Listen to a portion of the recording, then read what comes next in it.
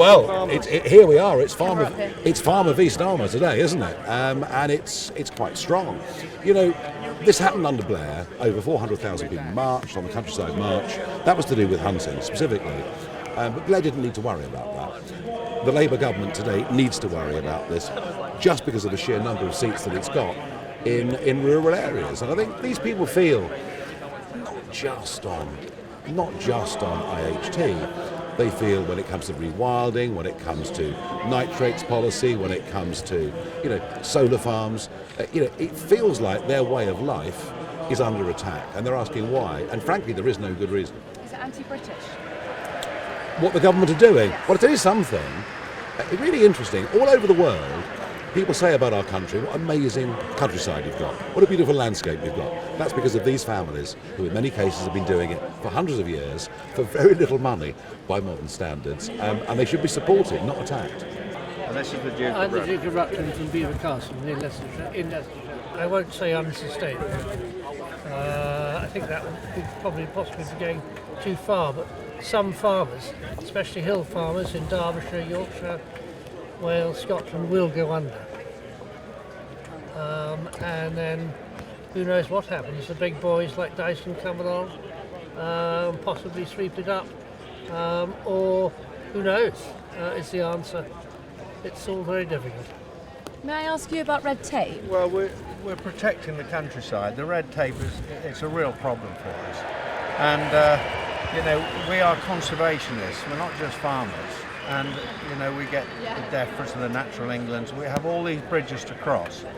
And it's wrong. We are the caretakers of the countryside.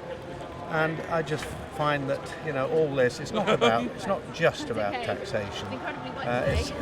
But the inheritance onto another generation, it's unsustainable. We're the ones who keep the footpaths up so that people in London or Manchester or Birmingham or whatever can actually walk around the countryside at weekends when they have a chance to get out. So I don't want to pay 20% for this little man to take over the farm. What will happen to your farm? It's got to get sold. Can't afford to pay it. There's no money. There's no money in farming.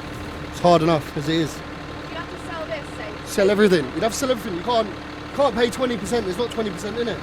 God forbid our ports were compromised in any way. Where would all your food come from? It comes from our farmers. Where would all the ladies that are having babies, if they're not breastfeeding, where do they get their milk? It comes from our cattle farmers. And that's the only way that they'll survive. So they've got to understand, support our British farmers, because it's where the food's going to come from. Don't take their land away. Give them more land, if anything.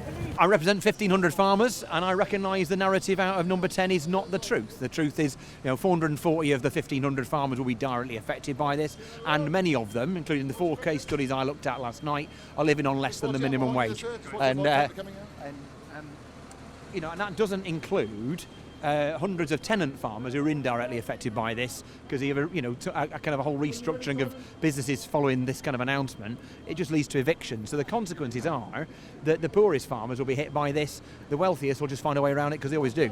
The way they're treating farmers in general. And how are they treating farmers? Badly. Well, they are making... They're not countrymen, they don't know what goes on, how hard we work, how hard farmers work, night and day. And they sit in an office and they're warm and cosy. How's it going to help us? And how's the red tape affected you over the past few years? We have to license hens, 1 hen, 2 hens. DEFRA have now demanded we get a licence. The whole thing is a civil service job creation exercise, I'm afraid. I've got a clear message to all these new Labour MPs who represent agricultural constituencies for the first time. Do not vote for this tax rate on farms. You're going to destroy family farming in this country, and food is going to go up. It's hand in hand.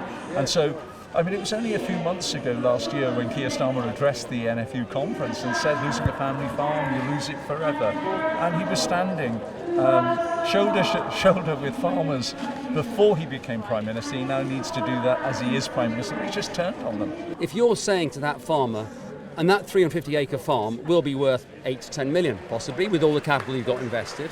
If you're selling that farmer, you've got to sell off to raise, say, £2 million to do it. You've got to sell off, 30, 40, 50, 100 acres to do it. Or you've got to sell the main farmhouse. Where are you going to live?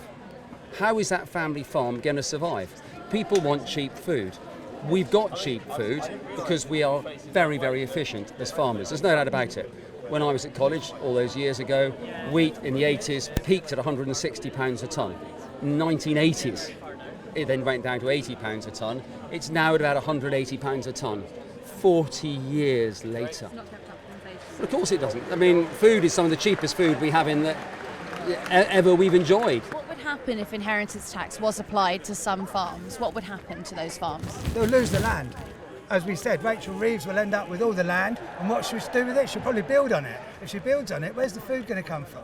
He reckons he's taking this inheritance tax and he wants to put more in the NHS and the schools. Well, if the people in the schools can't eat, people in the NHS can't eat, they won't be there anyway.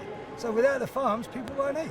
But there is something really interesting. All over the world, people say about our country, what amazing countryside you've got, what a beautiful landscape you've got. That's because of these families who in many cases have been doing it for hundreds of years for very little money by modern standards, and they should be supported, not attacked. I think people know me for the fact I run a campaign called Fairfield UK, which has got 1.7 million supporters, of which something like 30,000 of them are farmers. And obviously we benefited in the budget from a 15th year freeze and fuel duty, so I'm quite proud that's happened. So the farmers incredibly thank me for getting that achieved. But in the next breath, she's decided to inflict this horrible, heinous tax, this inheritance tax on the generational farmers. And I've spoken to a lot of farmers and they've asked, could I help them out with this? So in the last 12 hours, Rachel Reeves and Keir Starmer have had 4,000 emails each in their inbox saying scrap this stupid tax. It's not going to generate enough money for anything. I think it's something like $1.5 billion in the next 5 years, which is peanuts when it comes to the fact of what they're spending on net zero. Family farms, yeah, you can't pass them on. And in a way, what they're after in terms of stopping city investors inflating agricultural land prices, I'm all for that, but not by killing farmers themselves. Yes, they have to be more specific. The second. I think it's going to be a huge number. I don't believe what the government is saying.